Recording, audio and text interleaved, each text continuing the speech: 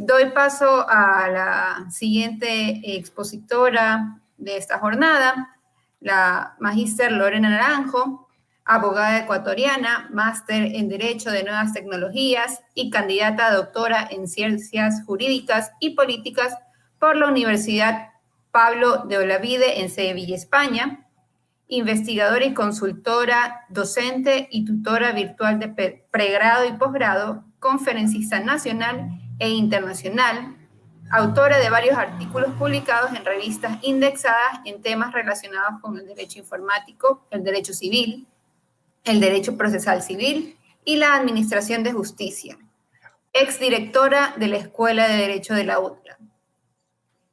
En el ámbito público se ha desempeñado como subsecretaria de Desarrollo Normativo del Ministerio de Justicia, Derechos Humanos y Cultos, funcionaria judicial y asesora de la Dirección de Asesoría Jurídica y Asuntos Internacionales de la Presidencia de la Corte Nacional de Justicia, actualmente directora nacional de Datos Públicos, entidad que bajo su liderazgo ha desarrollado el anteproyecto de protección de datos personales para el Ecuador, el lanzamiento de una página web internetsegura.gov.es y la política pública para una Internet segura para niños, niñas, en colaboración con el Consejo Nacional de Igualdad Intergeneracional y representantes de la sociedad civil. Bienvenida, magíster Naranjo.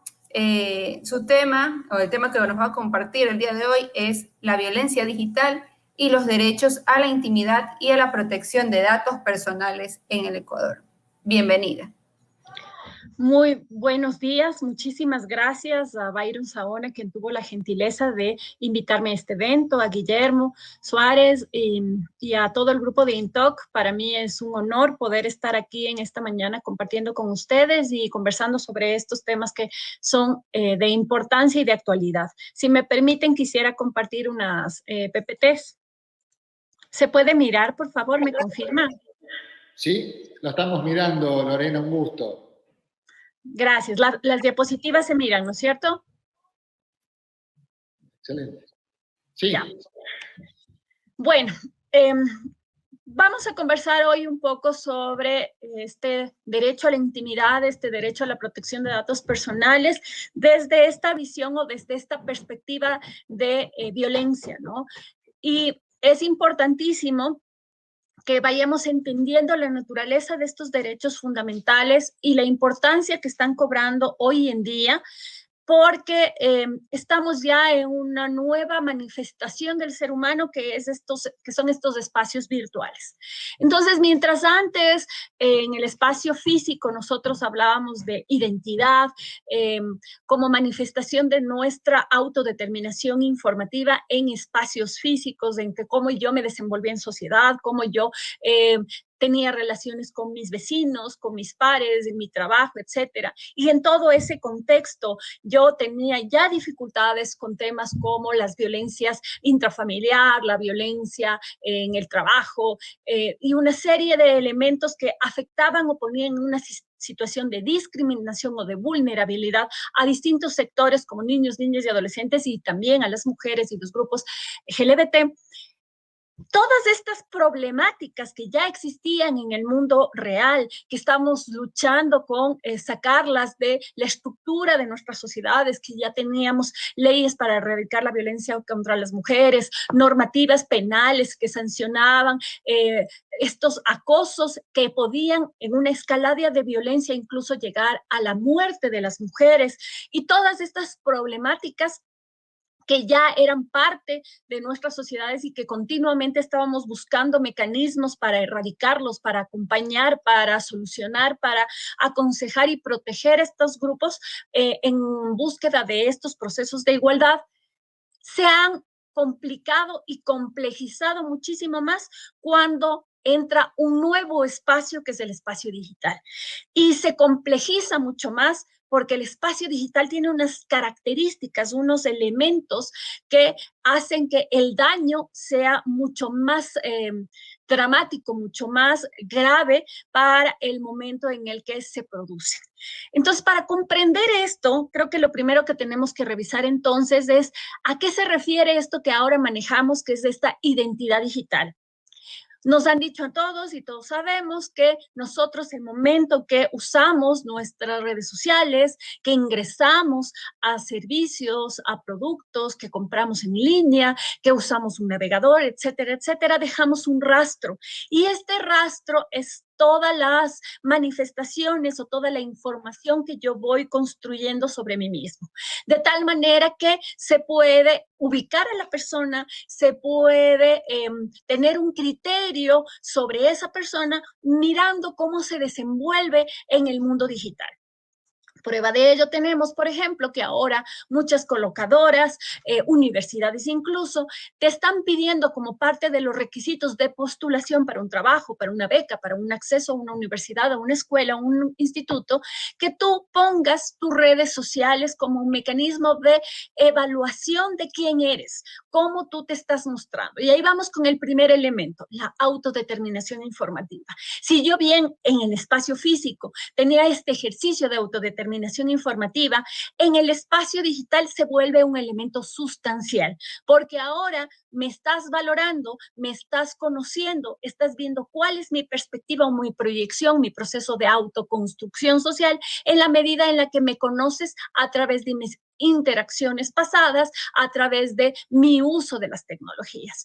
Y esto suele tener unas brechas interesantes en la medida en la que los jóvenes, adolescentes, las mujeres adolescentes pueden tener acceso a las tecnologías, pero las usan como mecanismos de contacto, de comunicación, pero no tienen criterios de protección. Asimismo, las mujeres que las usan para su trabajo también tienen la usabilidad de estas herramientas, pero no necesariamente han sido educadas o han sido empoderadas de cuáles son sus derechos para ser ejercidos en estos entornos virtuales. Y finalmente, la brecha que se evidencia con personas que son mayores de 65 años o que no han tenido acceso a tecnologías por condiciones socioeconómicas, por una serie de factores, también demuestran que la falta de acceso a estos espacios digitales les han significado que no pueden ejercer ciertos derechos. Estas brechas, entonces, se terminan convirtiendo en brechas generacionales que además afectan porque ahora el no tener una identidad digital no significa que tal vez esa persona no quiere usar un servicio de banca en línea, por ejemplo, y por lo tanto está todavía poniéndose en riesgo, haciendo colas en el banco, mucho más con el tema del COVID, porque tiene temor al uso de las tecnologías. Una persona que ya usa de cotidiano, que sí puede estas tecnologías hacerlas partes de su uso diario, sin embargo, también tiene resquemores, también tiene ciertos niveles de falta de control y de seguridad, sobre todo cuando se trata de exposiciones o comienza a tener estos ataques o atosigamientos y pareciera que son solventes en el uso de la tecnología hasta que algún elemento trastoca su autodeterminación. Y finalmente, el grupo de niños, niñas y adolescentes, en el que todavía el proceso de formación está en desarrollo, tienen muchas habilidades propias, son nativos digitales, pero no tienen esta conciencia del riesgo y tampoco son capaces de dimensionar las consecuencias a futuro de la información que postean, publican, comentan, comparten, opinan en redes sociales sobre todo, menos de los usos que pueden usar positivamente de la información. Todo esto nos demuestra que la identidad digital resulta ser ahora un factor clave para el ejercicio de las libertades de comunicación, el trabajo, el desarrollo profesional, el desarrollo social y también incluso el ser parte de esta sociedad que vivimos conectada. Ahora bien, sabemos entonces que esta sociedad digital genera contenidos que pueden ser hechos por mí mismo. Yo mismo genero fotografías, pongo en mis redes sociales, coloco información en sitios, hago compras, etcétera. Pero también puede haber contenidos generados por otros. Y en esos contenidos generados por otros, yo puedo estar dentro de marcos de protección en el que comparto información con gente cercana, en el que yo puedo tener elementos en el que hago una especie de filtración de qué información se mira de mí, pero también tengo que reconocer que hay situaciones que se escapan al control individual. Y ahí aparece el siguiente elemento, que es la reputación en línea. Esta percepción pública que se tiene de mí, esta opinión que otros tienen de una persona en la red, y que puede ser positiva o puede ser negativa. El problema está cuando esa reputación en línea se convierte en negativa, pues que ya no solo afecta a la persona en esta manifestación, en este espacio virtual en el que ahora está depositada su información, sino que está afectando su vida real, porque hay una viralización de sentimientos negativos y además la característica de Internet en esencia es que no olvida. Esos contenidos pueden volverse a subir aun cuando ya hayan sido eliminados supuestamente y tienen una posibilidad de masificación, de difusión, de viralización que afecta al individuo. Causa daños físicos, emocionales y psicológicos y entonces se convierte en un problema de violencia. Y todos los escenarios estructurales, todos los problemas que ya teníamos como sociedad, como una sociedad que estaba luchando contra la erradicación de esa violencia física, se traspasan todos estos problemas a los entornos virtuales. Y esos problemas se multiplican, se masifican, se realizan de tal manera y con tales niveles de amplitud, de cobertura, de viralización, que podemos decir que se vuelven anulantes del individuo. A tal punto que ya ni siquiera es suficiente que las personas cierren sus redes sociales, cierren todo su contacto con medios tecnológicos, porque incluso su rostro, sus actitudes, sus mensajes, todo aquello que pudo haberlos identificado, los hace puntos de hostigamiento o personas que están estereotipadas y que la sociedad entera las juzga. Tal ha sido lo grave de esa situación que en Italia, por ejemplo, una mujer cuyo contenido íntimo fue expuesto por su pareja propició que sea conocida en todo el pueblo, aun cuando el contenido ya había sido retirado. Y el hostigamiento que sufrió, las afectaciones en su honor, en su intimidad, le produjeron sentimientos de autolesión y se causó se suicidó. Esto ha motivado, por ejemplo, que en otras legislaciones se esté pensando en unos derechos que están en proceso de desarrollo que se llaman la desindexación de información de este contenido para que ya no siga mostrándose en línea y que también entonces ayude a recuperar la dignidad de las mujeres. Otro de los ejemplos internacionales que cobra importancia relevante en esta temática es el caso de Olimpia. Ella es una mujer mexicana que incluso ahora ha propiciado una serie de reformas legislativas en todos los estados y incluso para la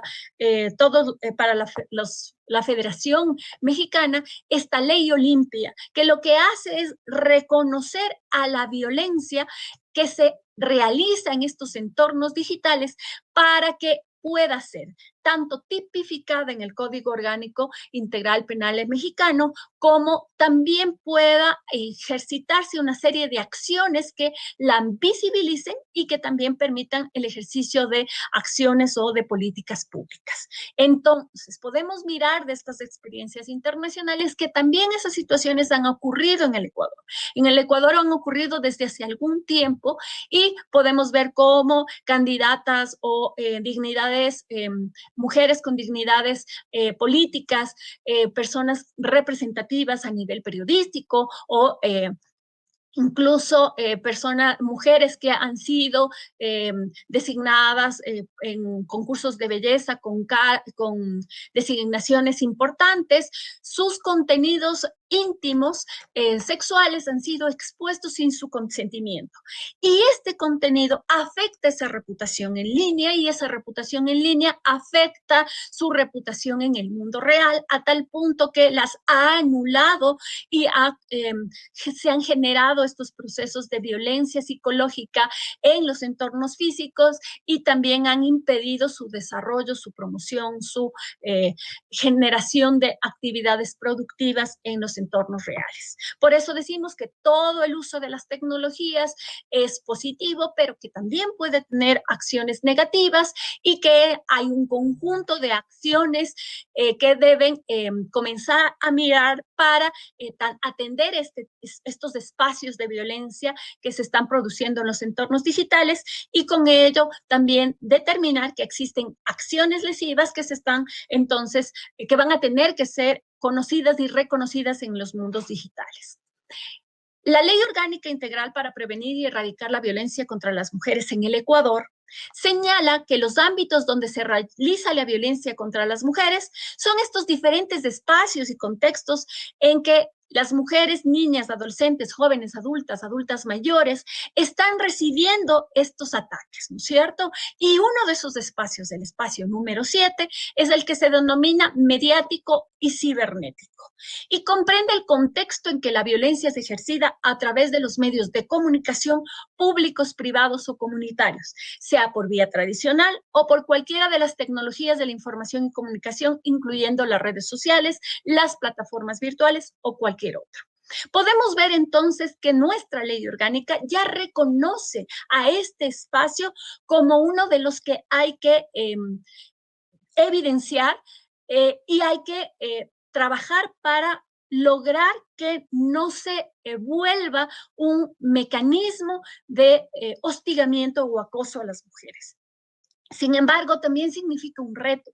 ¿Y un reto por qué? Porque lo cibernético, lo virtual, no necesariamente está atado exclusivamente a esta reputación en línea como hemos visto antes, sino que también está atado a las consecuencias al mundo real.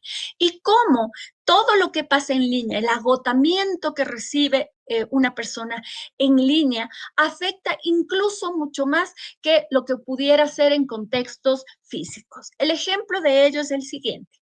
Cuando una persona recibía una difusión no consentida de su información, esto es un atentado a su derecho a la intimidad, y por lo tanto, al haber sido atentada esa intimidad, se afectaba su honor y todo esto ocurría en entornos físicos, esa persona tenía que, en un mecanismo de supervivencia, huir de esa zona y asentarse en otra y empezar una vida nueva. El problema con lo que está pasando ahora es que no se puede escapar. El atosigamiento, el acoso, la sensación de inseguridad y el efecto multiplicador que tiene respecto de las otras personas, que ya viéndole en esa situación se creen con derecho de juzgar o se creen incluso con derecho de acosar y de revictimizar, se triplica y se multiplica. De aquí que consideramos o se considera que este tipo de violencia es aún más dañina y anulante, porque no permite a la persona un descanso, no tiene un espacio en donde pueda recomponerse a sí misma. Y por el contrario, significa un estado permanente de protección y defensa de sí mismo para poder superar estos temas. De allí que los procesos de depresión suelen ser tan fuertes. Pero uno pensaría que solo la difusión no consentida de este tipo de información de carácter íntimo sexual es la que causa afectación a las mujeres. Ahora nos damos cuenta que esta violencia digital tiene como 20 tipos de violencias que se manifiestan en estos entornos. Una de ellas es la supresión, alteración o suposición de identidad. Esta suplantación de identidad que le anula y que además le pone en una situación de desventaja frente al acceso a ciertos derechos que se pueden hacer solo con esta identidad digital. Esto se trastoca con otro derecho, con el derecho a la protección de datos personales. Si yo tengo esta posibilidad de autodeterminarme, de saber qué publico, cómo publico, de saber en qué base de datos se encuentra mi información de forma adecuadamente almacenada y cuándo no, yo podré ejercer entonces estos derechos. ¿Para qué? Para que si consto en la base de datos de la licencia con datos que son equivocados y que no se deben atribuir a mí, pueda reclamar. En el Ecuador acaba de aprobarse la Ley de Protección de Datos Personales por parte de la Asamblea Nacional. Estamos en espera de la sanción por parte del presidente que nos permita tener ya una ley vigente. Y en este espacio, en el Ecuador, esperemos ir comenzando a trabajar para que las mujeres puedan también ejercer sus derechos y lograr con este elemento fundamental contribuir a la erradicación de la violencia en línea. Pero esto no solo es lo que ocurre respecto a la identidad. También tenemos suplantaciones de identidad cuando nos hacen creer a nosotros que nos está llegando un mensaje y pescar a ver si caemos para estafas como el phishing o el farming. Si bien estas estafas están asociadas no con un derecho a la intimidad, no con un derecho al honor, sino con mi patrimonio, también tenemos que identificar que se convierten entonces en un mecanismo con el cual se puede acosar o se puede hostigar a las mujeres, sobre todo aquellas que por sus conocimientos básicos en tecnología no pueden defenderse respecto de estos ataques que se convierten en ataques dirigidos y que afectan entonces a toda esta sensación o contribuyen a esta sensación de inseguridad y de incertidumbre que vive una persona que está conectada en línea y que comienza a sentir todo este tipo de hostigamientos. Finalmente, también tenemos suplantación de identidad con la deepfake. Esta posibilidad tecnológica que existe ahora de que a un cuerpo, a una imagen, aún en versión video, se le puede colocar el rostro de otra persona y se puede comenzar a hostigar, a molestar, incluso a pedirle dinero a cambio de que no se entregue esta información falsa a conocidos, familiares, amigos, porque se intenta con esto amenazarla, amedrentarla para perjudicarla en su honor.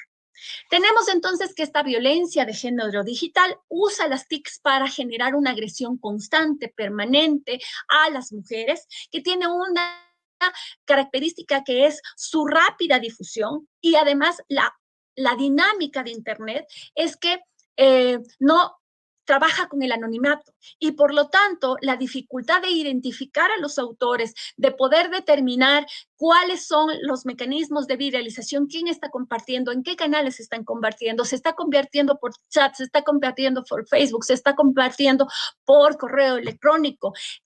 Es como si tuviéramos una especie de ataque simultáneo por diferentes vías, de tal manera que la persona solo comienza a recibir acciones hostiles, miradas, juzgamientos, mensajes ofensivos, comienzan a recibir incluso contenidos sexuales que no habían mirado, imágenes de contenidos sexuales de miembros masculinos, de miembros femeninos, y comienzan a ser depositados en sus redes sociales o en sus teléfonos. Y todo esto solo nos permite ver que aquellas realidades sociales que se viven físicamente tienen en el espacio digital mucho más posibilidades de difundirse porque se aprovecha del anonimato para que todas estas personas comiencen a atacar sistemáticamente a la mujer.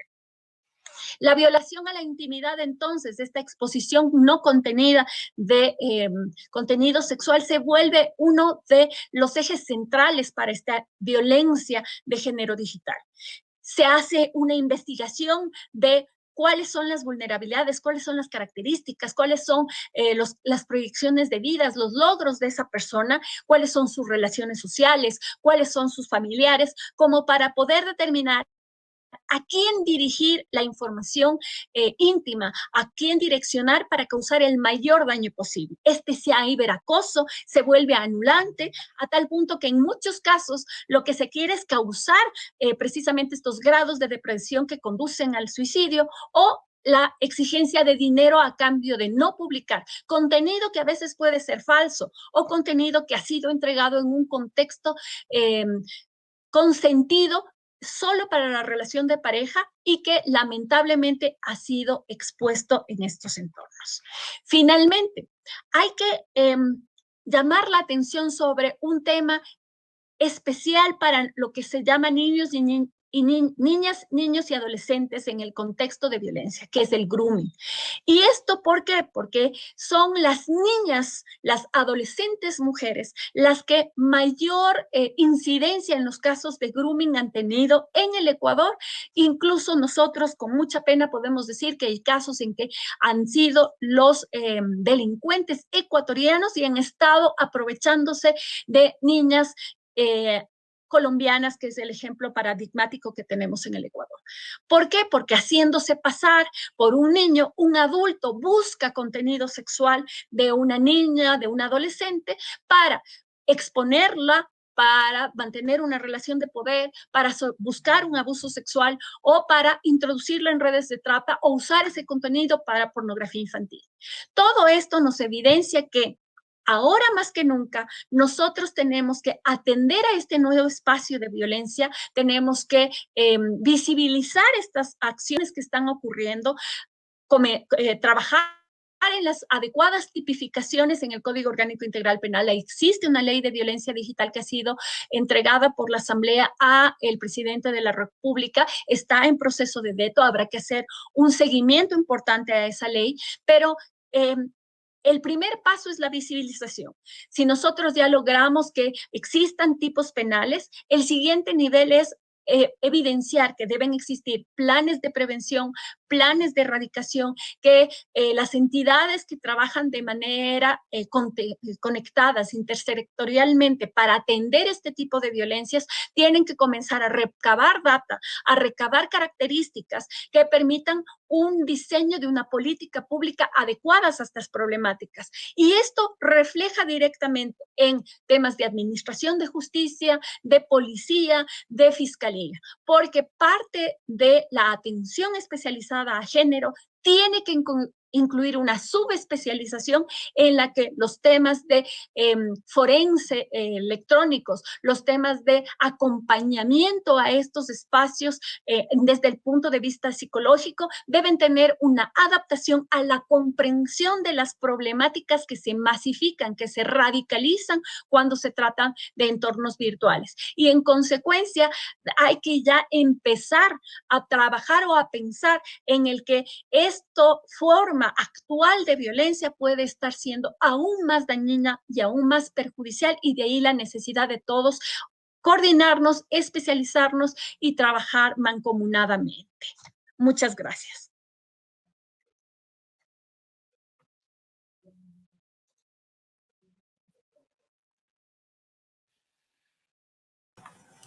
Muchas gracias, Magister Naranjo, por su tan excepcional intervención. Hemos aprendido mucho en esta jornada, no solamente de usted, sino también del resto de ponentes. No sé, Guillermo, si tenemos preguntas del público. Por ahora no hemos recibido preguntas del público. Sí, bueno, comentarte, Lorena, que bueno, uno te escuchó con mucha atención y además de la descripción que has hecho con tanta elocuencia, también destacar fuertemente lo que has mencionado en cuanto a la emoción que le has puesto a tu exposición, ¿no? Realmente uno no podía dejar de estar atento escuchándote y cuánto de ello hace falta hoy, ¿no? En esa fuerza, en esa categoría o categorización para poder concientizar sobre ello. Acá sí nos hacen llegar de la Fundación de Estudios Sociales una inquietud acerca de cómo evitar el silencio cómplice de muchísimos educadores que conocen directamente casos que, sin embargo, con el término no quiero meterme en problemas, prácticamente se vuelven encubridores. Fundación de Estudios Sociales tiene muy clara la película. Nosotros en el Ecuador ya tenemos protocolos para atención de lo que se llama casos de violencia sexual en entornos educativos. Ya se supone que ya están aprobados. ya están incluso socializados. Y incluso tenemos hasta protocolos para cyberbullying. El problema es que, aunque a nivel teórico, jurídico, incluso tenemos ya asentado a un nivel más de detalle, que ya son este nivel de protocolos, no hemos logrado bajar de ahí. Y no hemos logrado bajar de allí porque nos hace falta una como doble velocidad en la construcción de la política pública. No solo el delinear qué se entiende, los conceptos, la estructura, cuáles son los elementos a los que tenemos que atacar, sino generar desde abajo conciencia, sensibilización, conciencia y apoyo. ¿Por qué apoyo? Porque los educadores tienen miedo de meterse en problemas. Tienen miedo, ¿por qué? Porque el rato que denuncian estos son los primeros acusados o los primeros marginados. Y además porque tampoco hay una conciencia de que si ellos no hacen esto, no hay quien ayude a niñas y adolescentes y a niños. Y ahí hay otro elemento que es trabajar con las familias. Las primeras que atacan al educador que decide denunciar este tipo de cosas ni siquiera son las autoridades del plantel, son las propias familias que lamentablemente son las primeras en tapar este tipo de situaciones. ¿Por qué? Porque nosotros tenemos esto de las cosas se resuelven en casa, no demuestres que está pasando un problema en tu entorno, no te quedes estigmatizado, no le causes un perjuicio a alguien que además está en el seno familiar, ¿no? Entonces, y se replican estos modelos en que los hombres son superiores a las mujeres, en que los hombres tienen el derecho de tener ciertas actitudes o haber ejercido ciertos abusos porque son hombres y es su naturaleza. Es un trabajo muy complejo.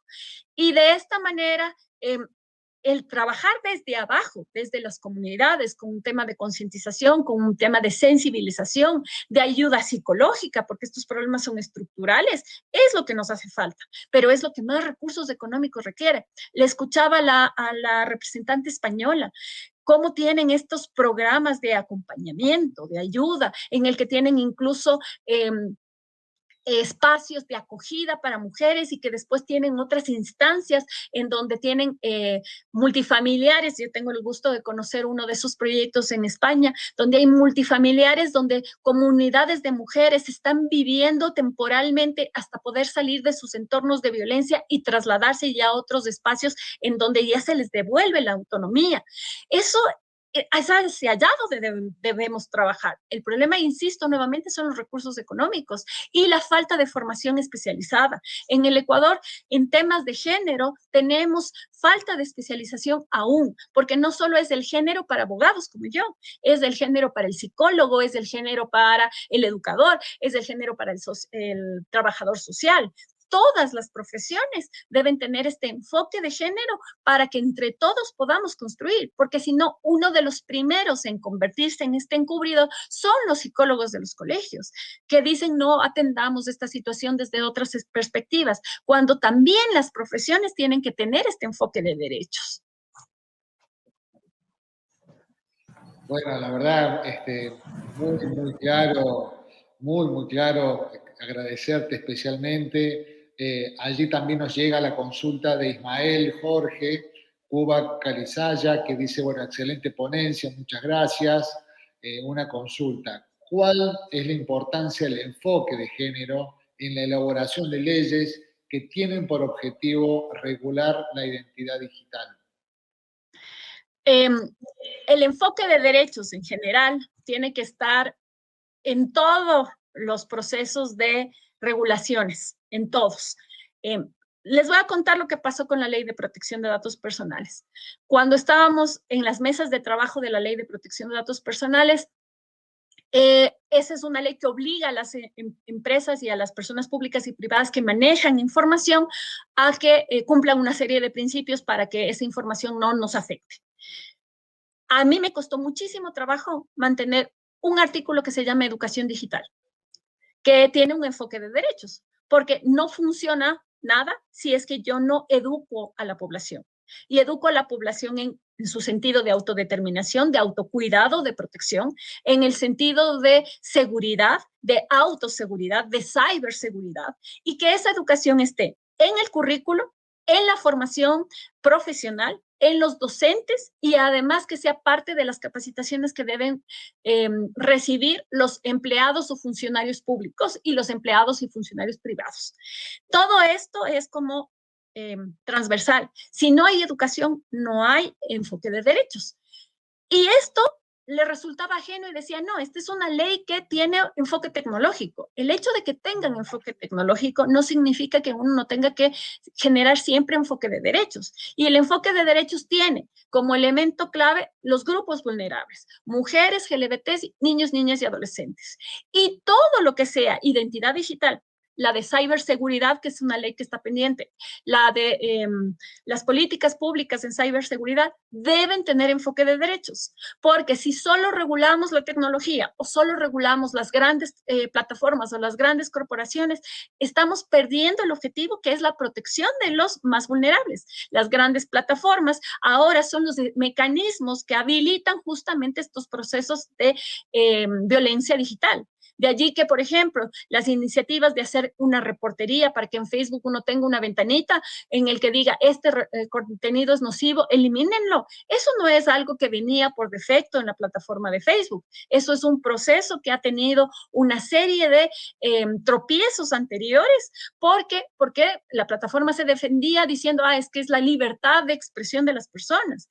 ¿Y en dónde está el límite entonces entre la libertad de expresión y el contenido ofensivo contra niños, niñas y adolescentes y mujeres? Entonces se habilitan estos espacios. Lo mismo pasa en WhatsApp, que son las grandes plataformas. En el mismo sentido, las otras aplicaciones, las otras leyes, las otras normativas que están produciéndose, van a tener que asentarse a la realidad y es permitirle mecanismos de reclamo, mecanismos de reparación a estos grupos para que podamos evitar esta repercusión o esta reproducción de las prácticas del mundo real en los entornos digitales y peor aún, esta potenciación. Bueno, muchas gracias. Allí, Alicia, tenemos una consulta más del público. Sí. No sé si quieres leerla. Claro que sí. Tenemos otra consulta de parte de Fundación de Estudios Sociales. Nos pregunta, las rutas y protocolos no se cumplen. Existe cadena de personas que conocen actos delictivos. ¿Cómo romper esto? Lo que comentaba hace rato, es verdad lo que dice Fundación de Estudios Sociales. Existen rutas, existen protocolos y se quiebran, se rompen porque hay un eslabón que dice, no, yo no me quiero meter en problemas, yo no quiero tener que ir a la fiscalía, tener que ir a denunciar, después me van a perseguir a mí, me comienzan a acosar a mí. Es cierto todo ello. Es cierto que el psicólogo, el médico de la escuela, la autoridad, la profesora, el profesor, todos ellos se convierten en blancos. Es cierto todo ello. Y en este temor no lo hacen. Ese es un caso. El otro caso es la completa insensibilidad, porque también hay todas estas profesiones que en estos marcos educativos no reconocen estas violencias. Dicen, no, eso son cosas de muchachos, no pasa nada. Acaban de compartirle el video de la niña adolescente que ha tenido relaciones con sus amiguitos y le pasan a todo el grado. No pasa nada, ya contuvimos, ya hicimos borrar los videos y aquí no pasó nada. El muchacho ve que no hay consecuencias, que no hay afectación y simplemente lo repite con la siguiente enamorada. Esto que les cuento es experiencia real. He tenido la oportunidad de trabajar en estos casos y hay gente responsable. Hay gente responsable que dice, no tengo idea qué hacer, cómo afrontar esta situación. ¿Puedo acceder al teléfono de ese niño, niña y adolescente para poder recabar la prueba? ¿Puedo yo quedarme con eso o tengo que mandarlo necesariamente a la fiscalía? ¿Es un tema de infracción o no es tan grave? Porque no lo dimensionan. El tema es que cuando ya vemos que es contenido de esta naturaleza y vemos las afectaciones psicológicas de las chicas, que ya no es una, sino varias víctimas, porque se convierte en un proceso de repetición, y que además comienza a ser emulado por otros miembros de la comunidad, es decir, ya no es solo un chico que hace eso, sino que los chicos empiezan a hacer esas prácticas, se dan cuenta del volumen de la problemática y dicen, ah, sí debía haber denunciado en la fiscalía, sí debía haber hecho algo para parar, pero ya cuando es muy tarde. Entonces, coincido con la pregunta en el que romper esto se vuelve difícil y para mí la solución es educación, educación, educación. Educación a los niños, educación a los padres, educación a las autoridades. Y si uno cree que la campaña de concientización, que el hacer un simple taller una vez al año es suficiente, no lo es. Tiene que estar transversalizado en el currículo desde chiquitos hasta grandes y ser constantemente repetitivo. Es igual que cuando se trabaja cualquier otro tipo de violencia, solo que esta, por su carácter de inmaterial, pareciera que no afecta tanto, porque no hay el golpe, porque no hay la herida, pero los golpes y las heridas aquí son internos. Y entonces allí es donde tenemos que lograr que nuestro grupo que está inmerso en estas circunstancias las dimensionen y para eso hay que estar constantemente en repetición y en generación de esta conciencia colectiva. Muchas gracias por su amable respuesta, que seguro nos resonó a todos. Vamos con una última pregunta de parte de Tania Pérez. Nos dice, la enseñanza en diversidad trae consigo algunos retos. ¿Podemos decir que también pueden influir la violencia digital o para nada? Trae muchos retos, porque la diversidad no es solo el tema de aceptar las otras identidades sexuales, de aceptar las otras identidades étnicas, sino que también trae consigo identidades que nos suelen poner en crisis a nosotros mismos. Y ahora el acceso a la información que tienen nuestros niños y adolescentes, que puede ser impresionante, les puede generar constructos en sus mentes completamente desadaptados. ¿A qué me refiero con ello? El acceso que tienen los niños y adolescentes actualmente a usar una computadora, peor ahorita que estamos en entornos digitales forzosos, es que pueden acceder a contenido que en opciones normales de convivencia no hubieran podido tener. El acceso que tienen tan temprano a pornografía infantil, a pornografía en general, que los conduce después a procesos de trata de pornografía infantil, porque quien llega a esos espacios es más vulnerable para un caso de grooming, es más vulnerable para entrar en estos procesos de trata, porque les mapean, les monitorean, como para que ya están metidos en esos, ya te voy jalando más a esto, ¿no es cierto? Eso es un primer problema, el acceso a todo este tipo de información. Si para colmo no hay en casa ni en las escuelas un espacio de contención en el que les hagamos comprender que esos contenidos a los que están accediendo son nocivos para la edad que tienen, son nocivos para su desarrollo emocional, su desarrollo psicológico y que además tienen que ser incorporados dentro de sus perspectivas de forma adecuada, en muchos casos como atentado a los derechos, en otros casos como ejercicios de su sexualidad de forma equivocada. Todo ese acompañamiento tiene que ser realizado desde la casa, educando a los padres, porque a los padres, aun cuando se supone que estamos en el siglo XXI, aún nos cuesta hablar de temas sexuales con los chicos. Peor aún si además las imágenes que están mirando, recibiendo, los contenidos auditivos, porque ahora se pasan incluso entre chicos contenidos auditivos, no son analizados, no son cuestionados, no son dimensionados en el hogar. También se convierten en elementos incluso hasta de adicción. Todo esto hay que trabajar y es complejo. No, como digo, si ya teníamos problemas en el entorno físico, todos esos problemas se trasladan al entorno digital, pero el problema es la masificación, el daño anulante, se exponencia su daño. Esa es la dificultad de estas realidades. Muchas gracias por su intervención, Lorena. Guillermo, ¿tienes algunas últimas palabras? No, la verdad que muchísimas gracias. Bueno, ha provocado inquietudes, se ha movilizado toda la audiencia con inquietudes, así que bueno, muchísimas gracias, Lorena Naranjo Godoy, ha sido un placer que esté aquí en esta jornada donde, bueno, buscamos si hay salida y en lo que nos traes nos permites encontrar diferentes herramientas para seguirlo trabajando. Así que muchísimas gracias y hasta pronto. Gracias igual y en las órdenes, seguir colaborando con estos temas que está todo por hacer. Absolutamente. Muchas gracias. Muchas gracias.